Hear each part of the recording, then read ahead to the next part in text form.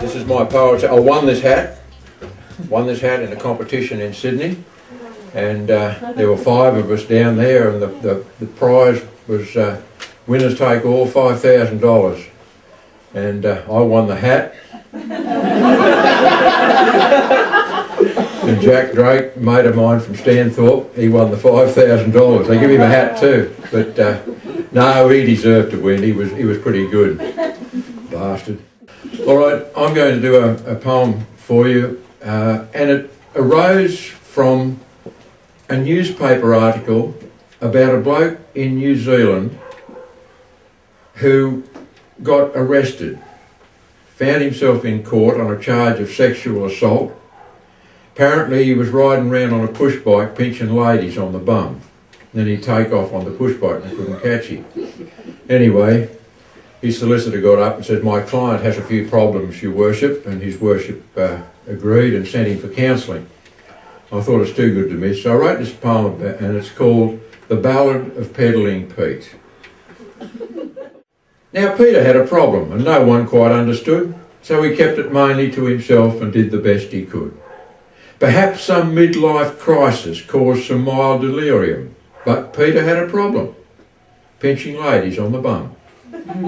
He started out quite slowly, only pinching 1 a day, but that daring gave him such a buzz he couldn't stay away. And then he got a push bike. He was really on a roll, and he pinched away with gusto as this fetish took control. So Peddling Pete, the bottom pincher, terrorised the town, pinching bums of all description as he pedalled up and down. He left his thumb and fingerprint on bums of every shape. And on his trusty push bike, he'd make good his escape. But everyone makes one mistake, and Pete was no exception. And thinking he could not be caught was simply self-deception.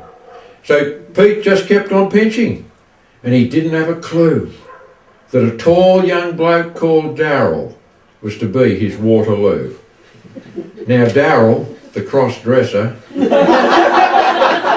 who was Darlene after dark, used to work a patch of footpath off the main street near the park.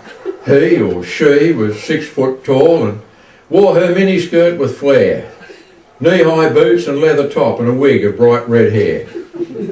And as she waited for some kinky thrill to come her way, Peddling Pete came round the corner with his fingers set to play. He spotted this big tall chick and he thought, now here's a lark, not knowing it was Darryl, who was Darlene after dark. He pinched her bum a beauty, but there was no scream of fright. For to Darlene it was heaven, and she screamed in sheer delight. Come back and pinch me, you impetuous pinchy you. I'll take you back to my place and you can pinch me black and blue. Now this result caused Peddling Pinching Pete considerable surprise, and when Darlene started running he could not believe his eyes. He took off up the footpath, his trusty bike did scoot, and he turned into the main street with Darlene in pursuit. But as he drew away from her and safety was in sight, she grabbed a mountain bike and took off like a meteorite.